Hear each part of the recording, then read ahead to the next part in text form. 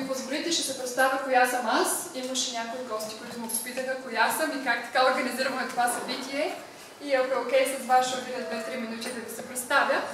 Казвам се Мариана Джулиет и срещата тази вечер ще бъде посветена на една българска наука, която е измислена от гениален българин, доктор Лозанов. И аз ще ви с две думи споделя как научих кой е доктор Лозанов. Преди 3 години, 2010-та, отидах на един семинар в Лос-Анджелес, казваше се Train the Trainer, да обучим обучаващия. И според мен това е един от най-топ семинарите в целия свят с най-големите мои поне гурута в тази област. И семинара беше 3-дневен само, но научихме неща, които аз в университета за толкова години и във всичката си професионална практика не можах да ги науча така кондензирано, както на този семинар. Изключително според мен беше не само интензивен като качество, като получихме, беше доста солиден и като цена $11 000 за тия 3 дена трябваше да платя и бяхме над 1000 човека в семинарната зала. И това, което мене ме удиви накрая е всички станахме на крака, защото нашите учители и обучаващи казаха, че искат да отдадат благодарност на човека, от който те са се учили. Това е българският професор Джорджо Лозанов, така го казаха. Като аз, седяща в залата, първо си помислих, че не чувам думата, че е български. И след това те повториха, да, наистина българина Георгио Лозанов. И аз бях в шок, как така, аз не знам за този българин, а 1000 човека аплодирахме и изказвахме благодарност на този българин. След това аз отидах и почнах естествено да го гугълвам и разбрах, че не само наистина имаме такъв велик българин, но той беше и жив в това време. Изпратих веднага имейл и молба и запитване дали мога да отида да се срещна с него. Мечтата ми беше да направя филм за него и все още имам тази мечта да го направя световно известен. Все още не искам хора като мен да се срамят и да отидат в другия край на света да разберат кой е българин на Георги Лозанов. И може би това беше една от причините, която така спонтанно, интуитивно реших да направя тази среща тази вечер. Преди 3 седмици, мисля, че бях в Виена и имах щастието да се срещна лично с нашата гостинка, госпожа Ангелина Караславова. Бях повече от възхитена от това, което научих. И я помолих, ако е така добра, да задели малко от нейното време. Аз като човек също живееш в чужбина, знам колко е ценно да си дойдеш в България за малко на ваканция и да отделиш от секундите и часовете си от малкото броени минути, когато си в България, да направиш такова нещо за нас. Затова искам много да й благодаря. И ще й дам думата. Ако имате, сигурна съм, че всички сте дошли, имам приятели дошли от Бостън, има хора дошли от различни краища на България. Искам много да ви благодаря. Сигурна съм, че всички ще имате и въпроси. Това представяне, тази среща днес ще я запишем. Ще я запишем, защото аз като почнах преди няколко дена да събирам интерес, имейли в тази страничка, която сигурно повече от вас сте видяли и сте се регистрирали, за 5 дена над 300 човека се регистрираха с интерес. И много от тях са извън Пловдив и много от тях са българи, живеещи в чужбина. Затова заради тях ще го запишем и ще изпратя на всички, които са се регистрирали на страничката, записа накрая, за да може повече хора да разберат за това, което ще говорим тази вечер. Ако имате въпроси, не знам дали ще ни стигне времето тази вечер да ги отговорим, за това за това ще й дам думата. Тя ще разполага с времето, тя ще разкаже за себе си, за сугестопедията, за това как се е развивала тази наука. Моля ви, запишете ги. Тя има Фейсбук групичка, която се казва Сугестопедия за система. И идеята на тази Фейсбук група е да бъде интерактивна, точно така, да бъде въпроси и отговори, да се учим едни от други. Тук знам, че има много учители, което наистина е прекрасно. Аз също съм инженер по професия, но съм завършила и педагогика и съм преподавала като учител. Но целта ми за тази среща тук е по-скоро като майка на 2 малки дечица. Дойдох да науча повече за сугестопедията, изкарах курс бъде попучена като преподавател сугестопед, защото искам моите деца лесно, бързо, без стрес да научават не само родния си език. Те дойдоха в България без да знаят български, сега са четат и пишат и са добре, но искам да продължат по този начин, да са с любов към ученето, което според мен е начинът на психостопедията. Ами ще ви помоля да се запишете въпросите и да ги обсъждаме след това в групичката накрая.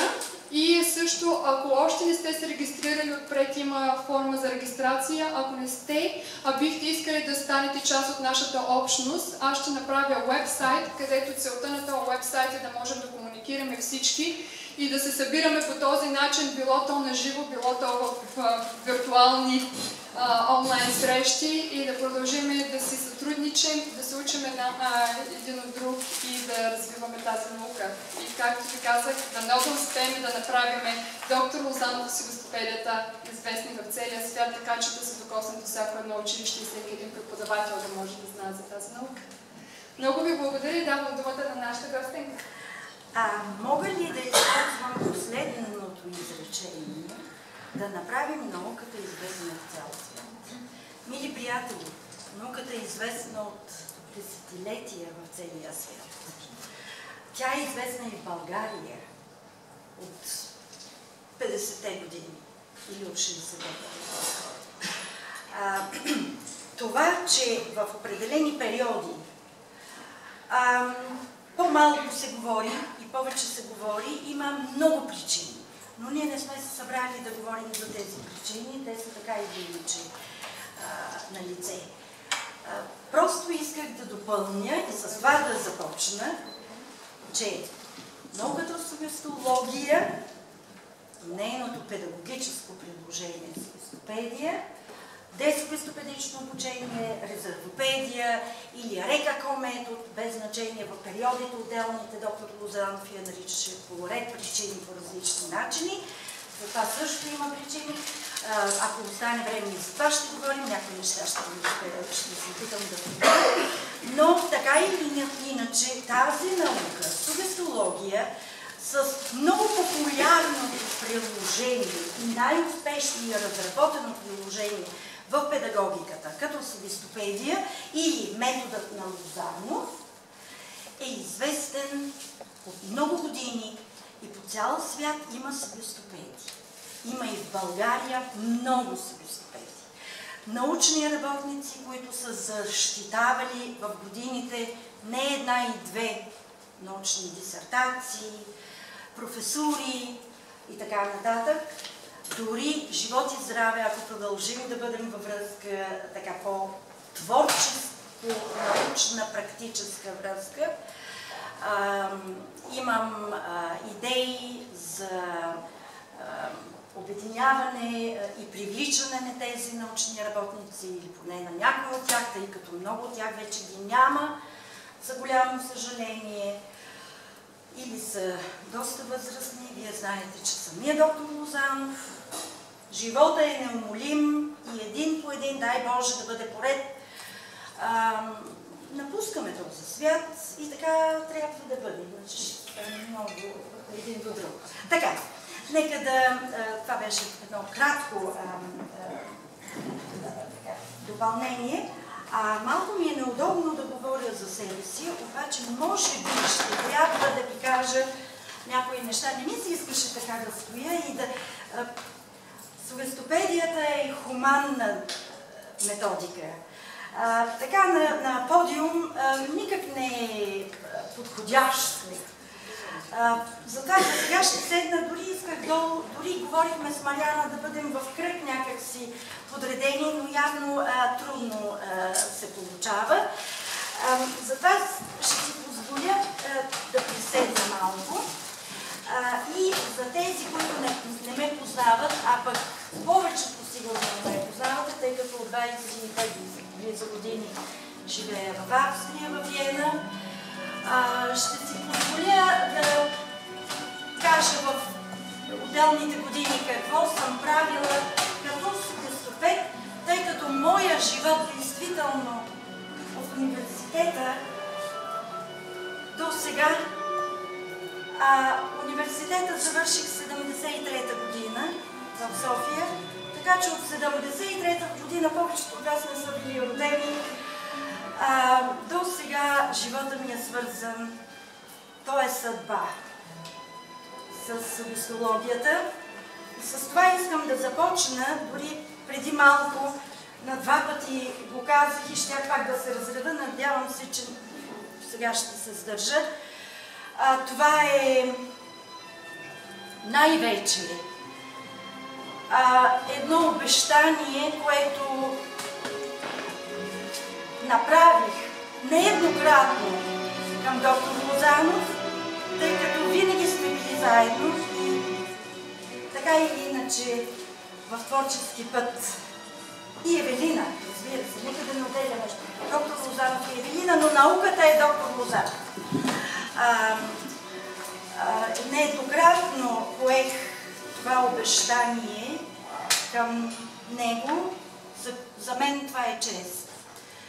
И той на шега винаги казваше: Карасавова, Ангелина, Лебедовата песен, когато ме няма, ще я изпеете. Така, тази първа наша среща е Лебедовата песен в памет на доктор Лозанов и затова си позволих също една негова любима опера, която е Лебедов езер, да бъде като фон. Така, аз съм родена 1950 година. Завърших английската гимназия, първо ме приеха, в уния години така беше.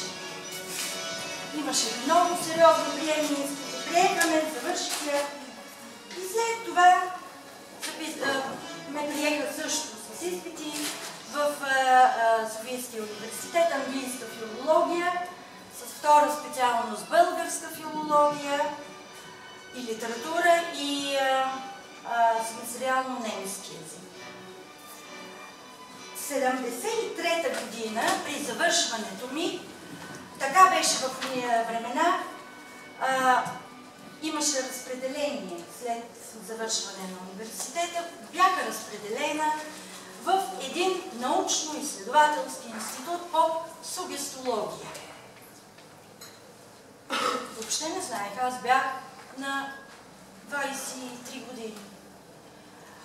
Нямах представа какво е обаче научно-изследователски в София, а не на друго място.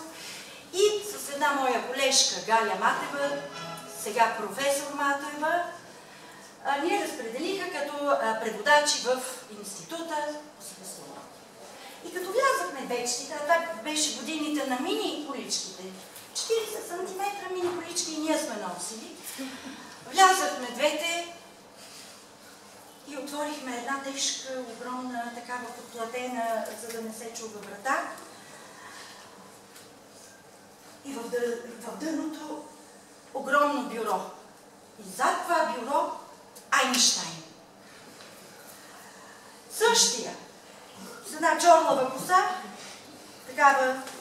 Тогава още не беше побелял. Един обаче хубав мъж. Вие двичките.